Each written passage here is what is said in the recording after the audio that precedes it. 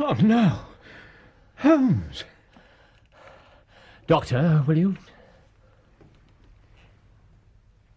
We have arrived too late. There is no pulse. So, gentlemen,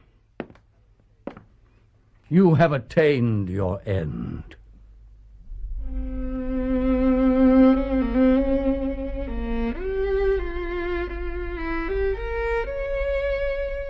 The Missing Three-Quarter by Sir Arthur Conan Doyle. Dramatized for radio by Roger Danes. With Clive Merrison as Sherlock Holmes and Michael Williams as Dr. John Watson. And featuring Peter Jeffrey as Dr. Leslie Armstrong. The Missing Three-Quarter.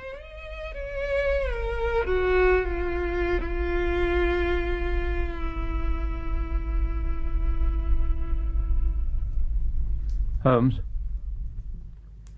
Holmes. I do believe you've been staring at that these 20 minutes. 16 1/2 minutes. Strand postmark. Here. Dispatched at 12 minutes past 9. Please await me. Terrible misfortune. Right wing. 3/4 missing. Indispensable tomorrow. Overton. Yes, Mr. Overton was evidently considerably excited when he sent it. Yes, that would account for the rather incoherent nature of the message, I suppose. Yes, well, its sender will be here shortly, I dare say, and then all will doubtless be explained. Holmes, am I to take it you're puzzled by this telegram? Yes, I should value your opinion, Watson, as always. Even the most insignificant problem is welcome in these stagnant days. It is true that things have been very slow with us.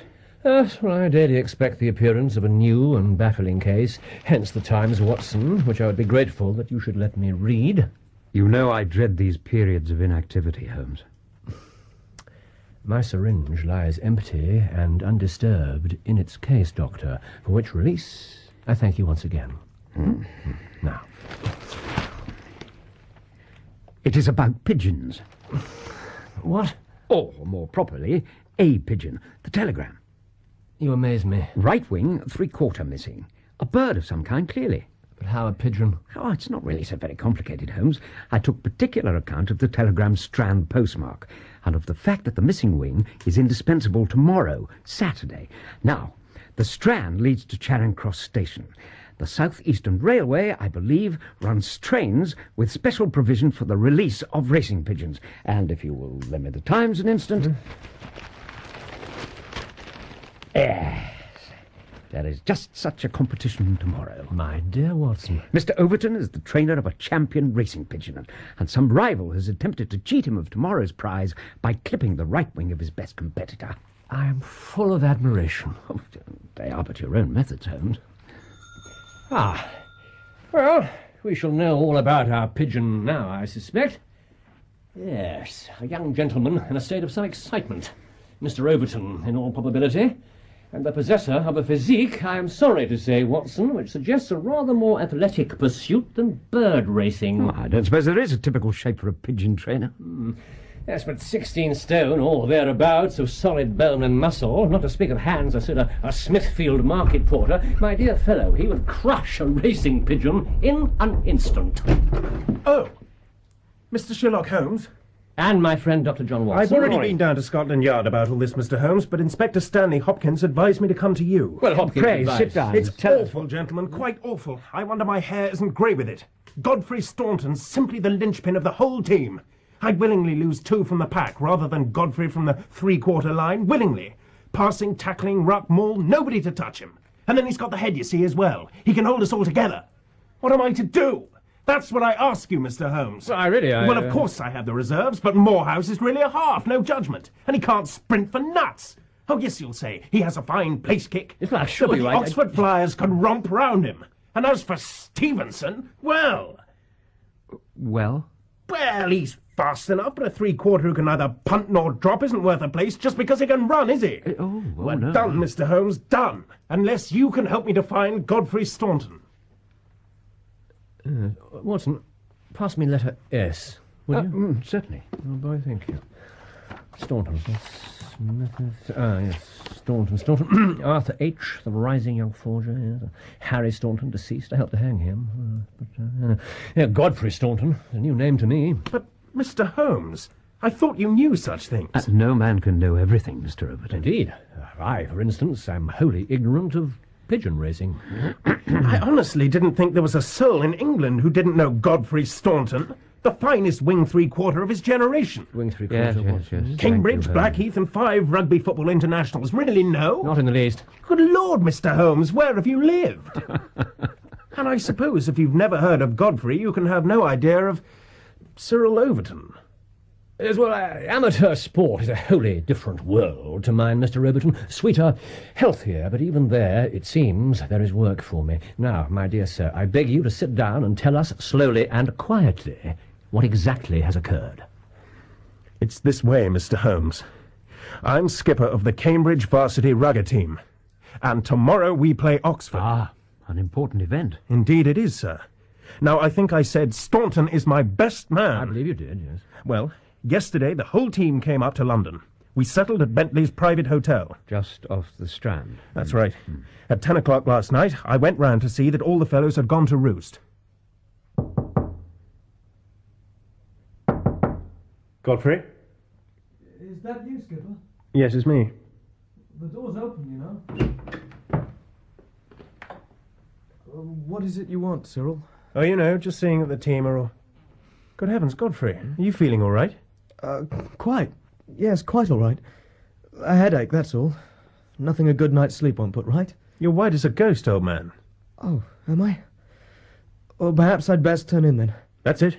Plenty of sleep to keep a team fit. You will be fit, won't you? Oh, yes. Right as a trivet in the morning, Skipper. Count on me. And that's the problem, Mr. Holmes. We all do count on Godfrey. And this morning his room was empty. His bed had never been slept in, and his things were all left just as I'd seen them yesterday evening. And you have had no word from him? Not a thing. I don't believe he ever will come back. Why do you say that, Mr. Overton? It's difficult to explain. Godfrey was a sportsman. Right down to his marrow, a sportsman. He wouldn't have stopped his training, let down his team and his skipper, unless for some cause that was stronger to him even than the game. So what have you done? Well, I wired to Cambridge. There was a late train last night. But he did not take it. No one has seen him at any rate. And then you went to Scotland Yard? I wired first to Lord Mount James. Why so? Godfrey is an orphan, and the old boy is his nearest relative, his uncle, I believe. One of the richest men in England. Why, yes. Godfrey is his heir, in fact. The old boy is nearly 80. Cram full of gout, too. They say he could chalk his billiard cue with his knuckles. An advanced case indeed. Yes, this throws new light upon the matter. Do you believe your friend's agitation last night could perhaps have been to do with money? I really couldn't say, Mr. Holmes. Even if it was, he wouldn't have had much chance of getting it from his uncle. The old man has never allowed Godfrey a shilling in his life. I hear he is an absolute miser. Do you think Mr. Staunton might have gone to Lord Mount James? I haven't had any reply from the old boy. But Godfrey isn't fond of his uncle. He would certainly not go if he could help it. Excellent.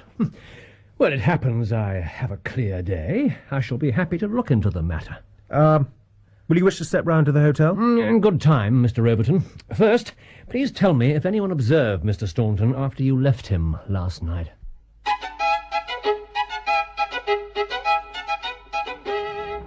Well, he was what you'd call a rough-looking chap, sir.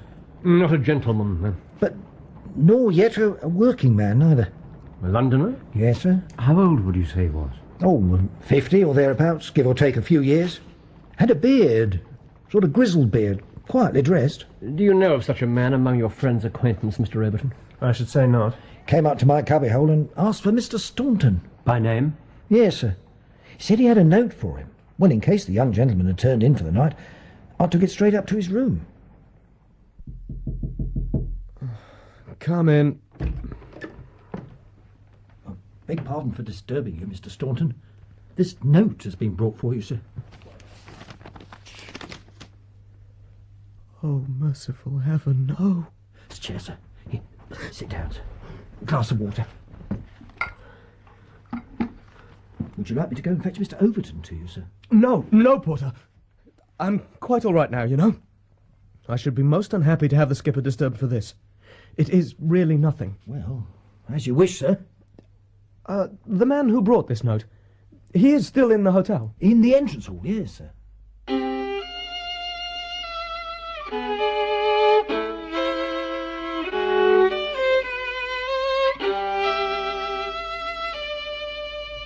must go at once. Pray God we shall be in time. I believe everything. Mr. Staunton? Do you have everything arranged? Mr. Staunton, sir? What is it? Is everything all right, sir? Quite, Porter, thank you. Let us go then.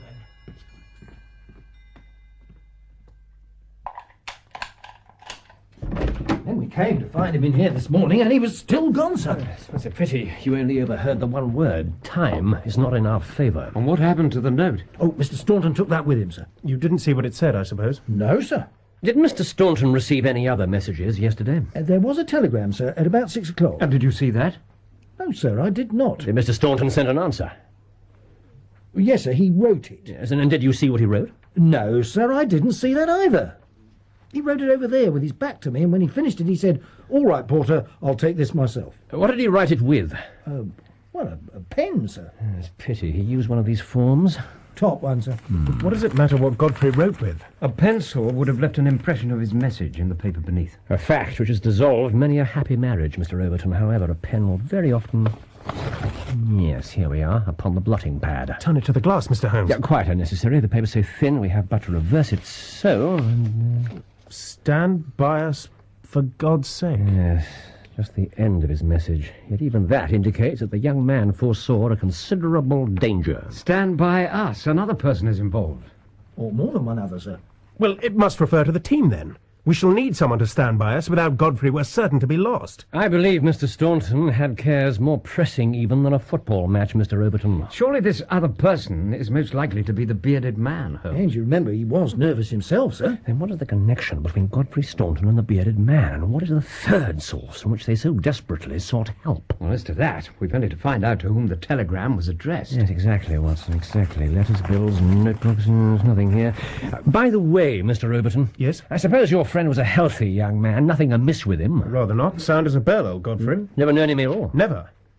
Well, I mean, he's been laid up with a hack, as have we all from time to time, and he once slipped a kneecap. Dear me. No, but that was nothing, Doctor, I assure you. He may perhaps not have been as strong as you suppose. Some secret trouble, you mean? No, he should certainly have let his skipper know. Besides, Mr. Holmes, you've never seen Godfrey play. Well, with your assent, I will put one or two of these papers in my pocket in case they should bear upon the inquiry. Who are you, sir? And by what right do you presume to trifle with a gentleman's private papers? I am a private detective. Oh, you are you? And who instructed you? I did, sir. To explain the disappearance of my friend, Mr. Staunton. And who are you, sir? I am Cyril Overton. Ah, then it is you who sent me a telegram. You are Lord Mount James? I have come as quickly as the Bayswater omnibus would bring me. So, you have hired a detective? And all these hangers-on with him, have you? You'll excuse me, gentlemen. I have my duties to attend to. This gentleman is Mr. Holmes's colleague. Dr. John Watson. And are you prepared to meet the cost of this inquiry? My friend Godfrey, if he is found, will be... And if he's never found, eh? Well, in that case, his family would... Nothing of the sort, sir! Don't you look to me for a penny!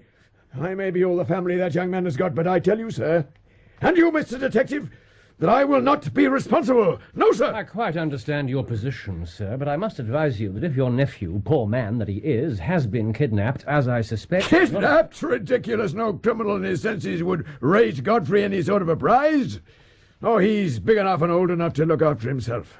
And I absolutely refuse to waste good money with hunting for him. You are entirely right, sir. Godfrey Staunton could not have been kidnapped for anything which he himself possesses, but the fame of your wealth has gone abroad, Lord Mount James. An enterprising gang might have secured your nephew in order to gain from him some information. Information? As to your house, your habits, your treasure.